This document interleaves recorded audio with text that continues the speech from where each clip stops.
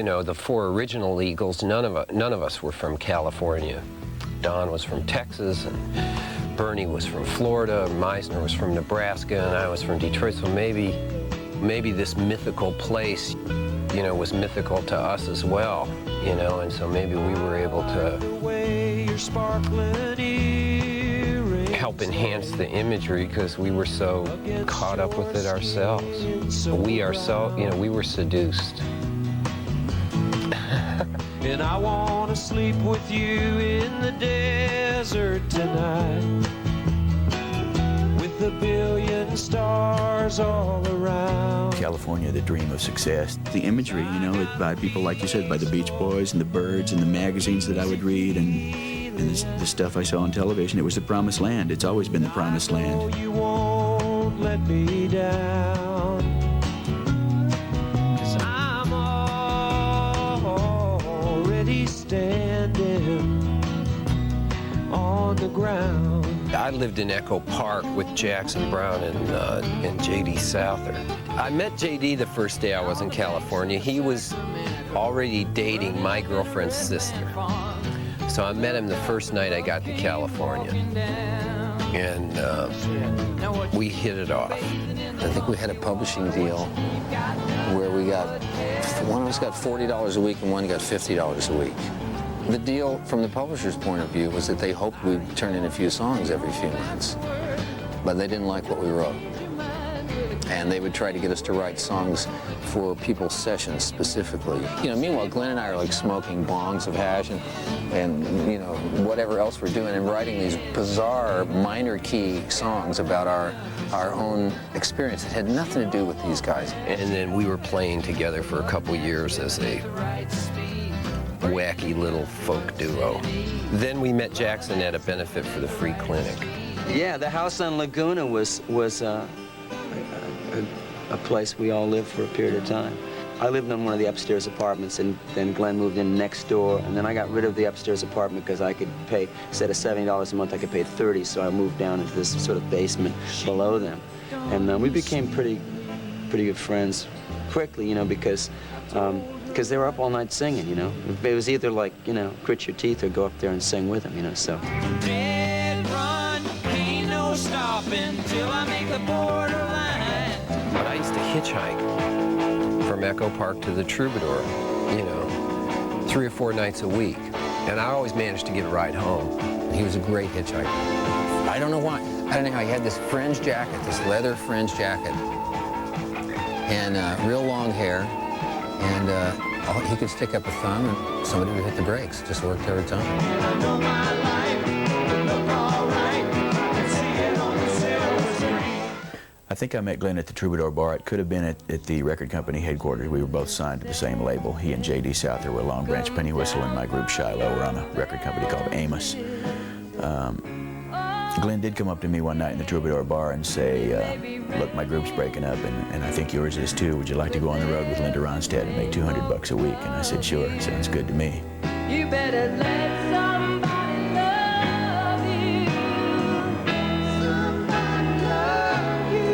you. We talked about drummers, and Henley's name came up, and the fact that he could sing, you know, which would be good, because Linda did a lot of songs with harmony, and we got him to be the drummer, and we started rehearsing, and we went on the road. About a week into that 3-week tour with Linda, Don and I sort of hatched the plot to have our own band, which eventually became the Eagles.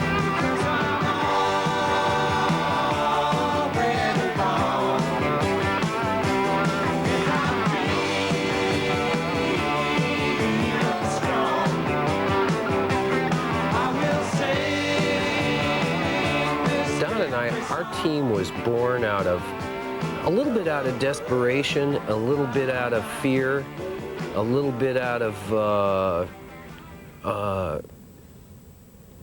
insecurity. You know, Don and I, as individuals, had not written a lot of songs, period, prior to the days of the Eagles. Waving hair and ruby lips, sparks fly from her fingertips, echoed voices in the night.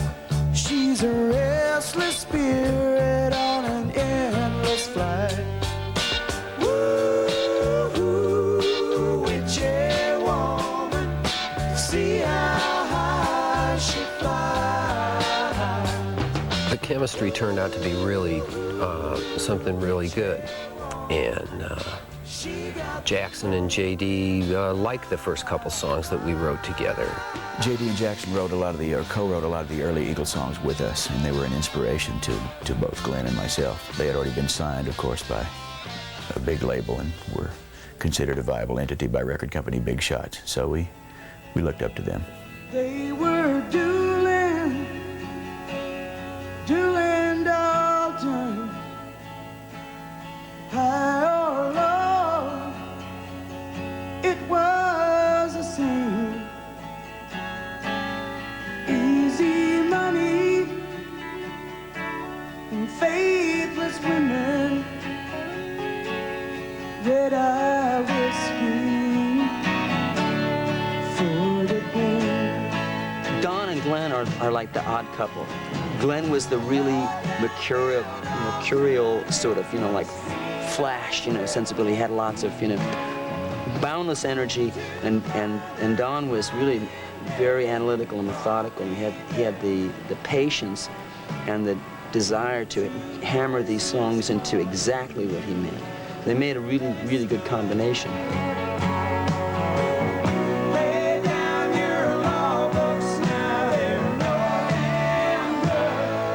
Working with those two guys, writing with those guys,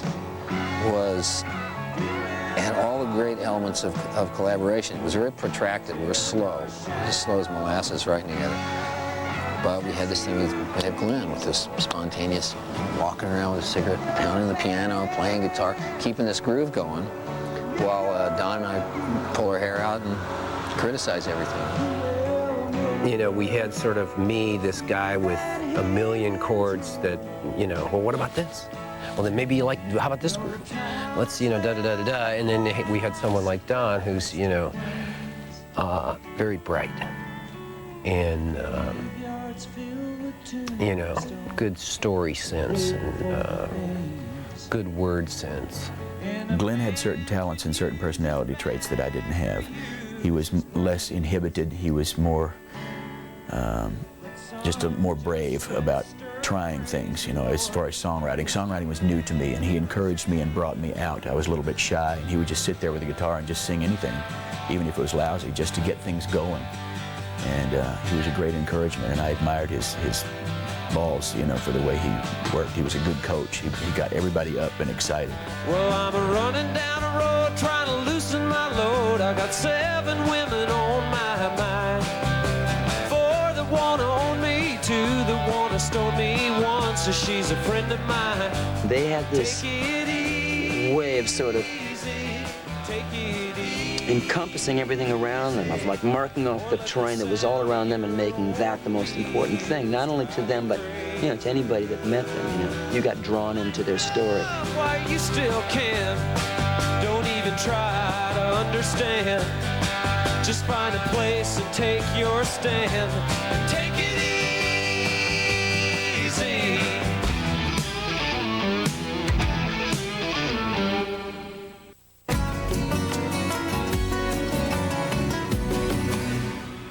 I just think we sort of grew up, I mean, it's the songs we wrote and sang when we were 23 and 24, 25. They have a certain optimism, maybe a certain naivete about them, And then I think as we grew more experienced and more confident, then we felt that maybe we could write about other things. The one thing that's constant about all those songs and all those records, I think, is that we try to tell the truth about whatever our vision of things was, however small or however large you think our vision may have been, or their vision in the case of the whole band. So the fact that things got darker, to me, only says one thing. We were growing up and getting older and finding out that power and money didn't solve problems, it just changed the face of them.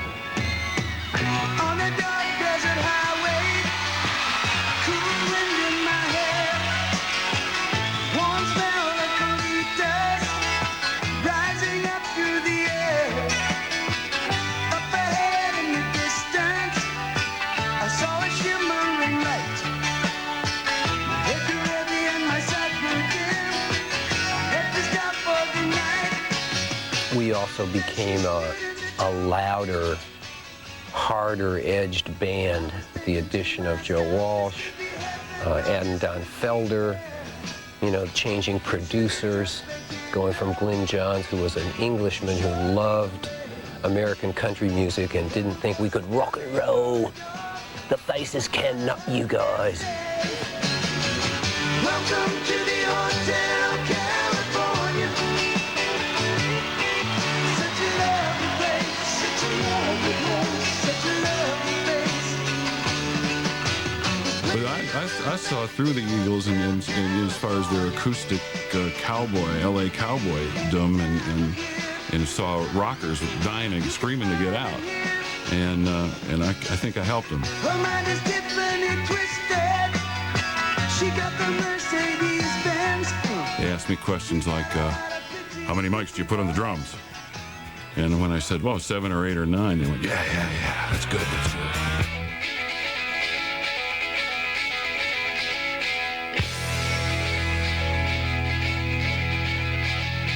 Every album, we kept pushing the bar up a few more notches.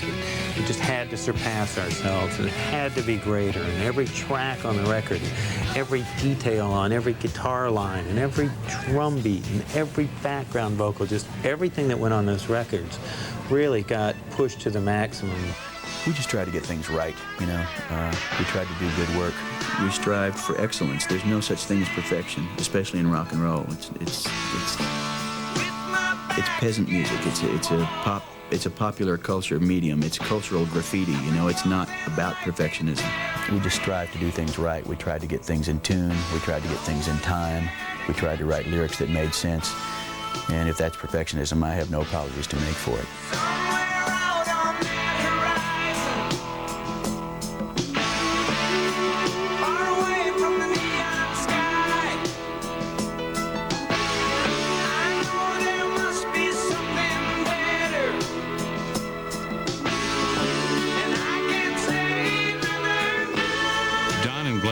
Were the chief nitpickers, and they would just not leave something alone until they were 100% satisfied with it. And sometimes that would take 2-3 days for whatever it is that we're working on, a verse or a chorus or a guitar part or whatever it was. And then a week later, we'd hit the record button and do it all over again. 2-3 times maybe.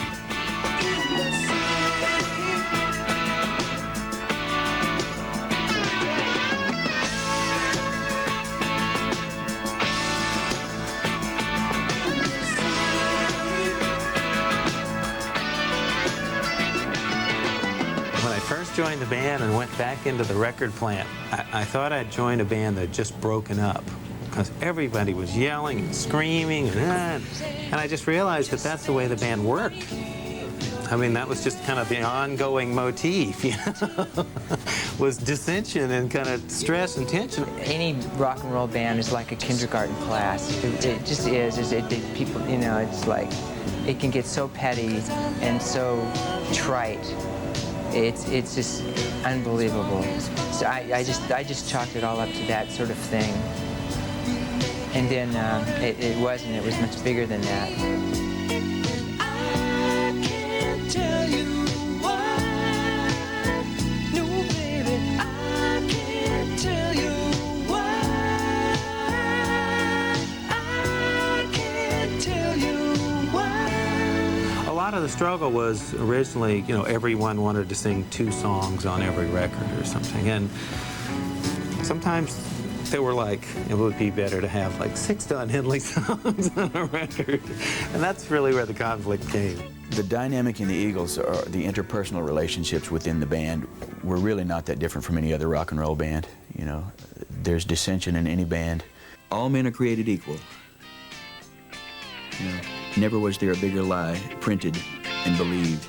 As long as people understand what they do best and are content to do that, then everything's fine. But when every guy in the band wants to be everything, then things start to disintegrate. Oh, they didn't get it. It was high time I quit it. I just couldn't carry on that way. We had done a lot in the confines of a 5-piece band. But, you know, I think musically it was probably time for us to get away from each other and you know, play with some other people. In my opinion, people in a rock and roll group or in any group should be content with and proud of their particular gift. Everybody in this group has a particular gift. Everybody's really good at something. Everybody can't do everything. And, you know, egos start getting in the way, and therein lies the problem. And that's where we had trouble. But we still managed to get through 8.5 years of thrashing about and disagreeing. We still managed to create out of that, and I think that's really the important thing. Well, actually, I think when it was over was when the live album came out, and on the label, it was a bird's nest with hand grenades. We're often, you know, portrayed as a serious band. Now, that doesn't mean that we're not just twisted and have the weird sense of humor. When I think for a band that's broken up to put hand grenades in a bird's nest on the label of the LP, I think that's, you know, that's pretty funny.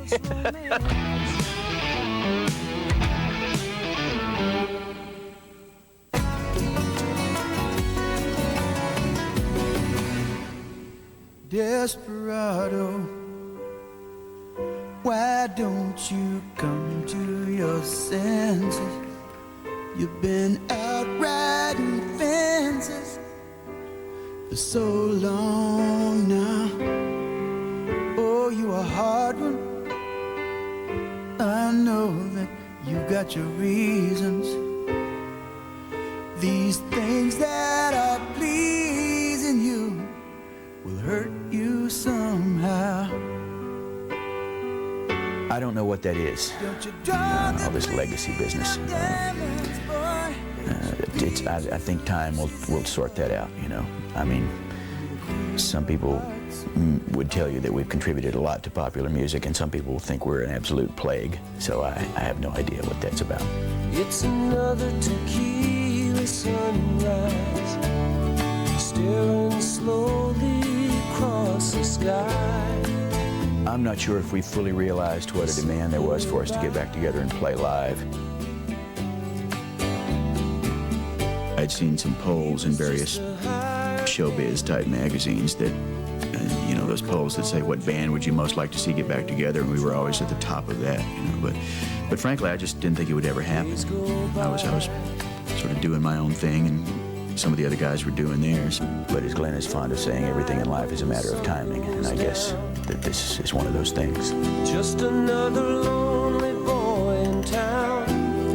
The success of the Common Thread album reminded all of us, I think, that there was still a relatively large audience out there that wanted to see us get back together and tour again, play live. You know, there's a lot of things I want to do that are away from the Eagles, you know, but this is, you know, this is an experience people have been wanting us to do it for 14 years, and so we've finally gone ahead and done it, and, you know, I think we'll go on for a little while and then take a break, and then I think we'll talk about it again.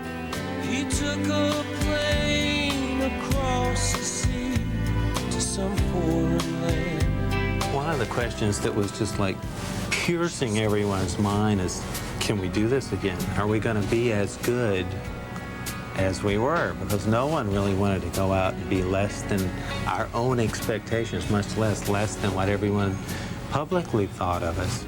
I was nervous.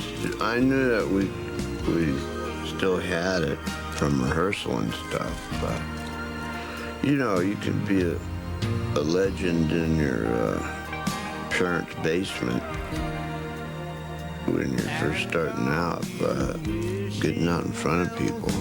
With your fortunes, someone should send you a rose with love from a friend. Nice to hear from you again, and the storybook comes to a close. The very first time was that MTV special. And I'll tell you, for us to make those our first shows being filmed was fairly ballsy, and I thought it was pretty stupid. Just hold on tight. But also, in a way, it was like riding a bike. It's like, hey, here we go, you know, let's just do it.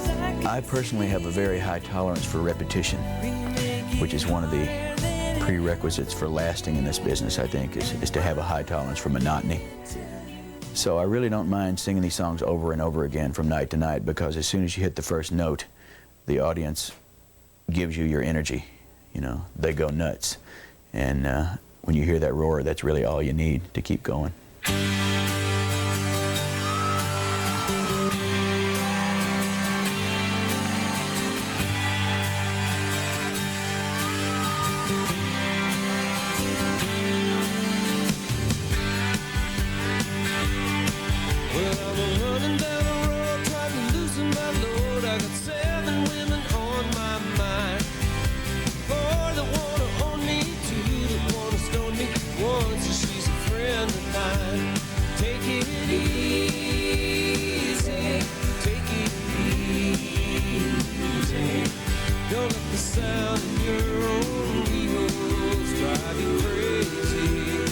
When I was writing with Don, the day we wrote Get Over It, we got really excited. You know, that was nice to know that, you know, we could go back and sit down and, you know, write a song together again 14 years, you know, after having not done it for about 14 years, to be able to actually, you know, achieve that, that was great.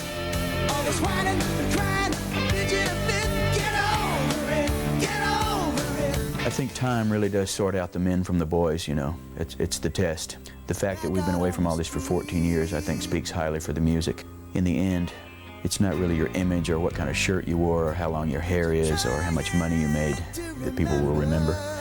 I think it all comes down to the work. And I think the work is what will outlive all of us and our critics. There are stars in the sun.